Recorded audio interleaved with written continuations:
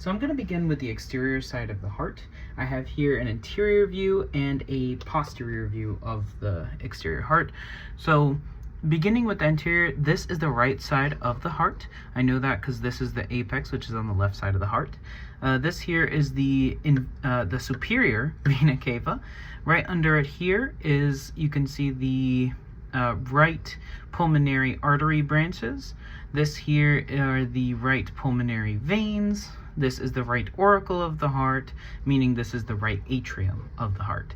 Right here is the coronary sulcus. These are the coronary arteries and veins that supply nutrients to the heart itself. Right here, this is the right ventricle, and this is the inferior vena cava. This here is the aorta, as the aortic arch. There is a tiny ligament right here. This is called the ligamentum arteriosum. Right here, this is the pulmonary trunk. So now we're on the left side of the heart, meaning that, this is the left pulmonary artery. This is the left pulmonary veins. This is the left auricle. And then here is, since we're on the anterior side of the heart, this is the anterior interventricular sulcus, the left ventricle, and as stated before, the apex. And then moving here, this is the back side of the heart. This is, I'm going to try not to go over the same pieces as this is the aorta and whatever, but here you can more clearly see the pulmonary arteries. Again, this being the left side and this being the right side. Here you can also see the left atrium a lot better, meaning that these are the left pulmonary veins and the right pulmonary veins.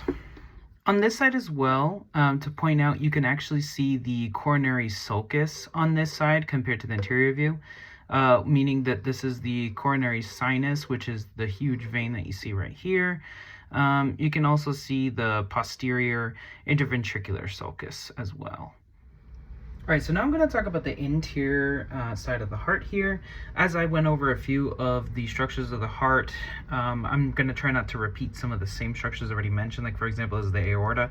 Some things I haven't mentioned, this is the right side of the heart, so this is the brachiocephalic trunk, this is the left common carotid artery, and this is the left subclavian artery. Other things that weren't mentioned previously are you can now see the inner walls of the atria here. These are called the pectinate muscles. You can also see the inner walls of the ventricles. These are referred to as trabeculae carnae. Also, you can see the chordae tendineae attached to the papillary muscles. These help make sure that the valves are closed during the contraction, so the way the blood doesn't go back. This right here is the interatrial septum, and this is the interventricular septum, essentially separating the atriums and the ventricles. Another thing not previously mentioned is that you can see the heart wall layers here. So the inner lining, this kind of like whitish line here, that's the endocardium. This is the myocardium, so like a lot of the heart muscles here. And then this is the epicardium. This is the fossa ovalis. Here you can actually see the pulmonary valve, which is one of the semilunar valves. And this right here is the aortic valve, meaning that this is also, right here, these are the AV valves, the atrioventricular valves. This is the right side, so this is the tricuspid, and this is the left side, so this is the bicuspid or the mitral valves. All right, so now I'm going to discuss how the blood flows through the heart. So blood enters the heart from our bodies through our two large veins, the superior vena cava and the inferior vena cava, filling the right atrium here.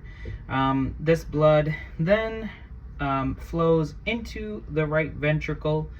When this happens, these valves close, so they don't go right back into the right atrium. Then from the right ventricle, it goes to the lungs through the pulmonary artery to receive oxygen. Then that oxygenated blood then flows back to the left atrium through the left pulmonary veins to then go through the left AV valve here and then end up in the left ventricle. And then from the left ventricle, it goes through the aortic valve here, and this oxygenated blood then goes out through to the body. The heart, you have the coronary arteries and veins.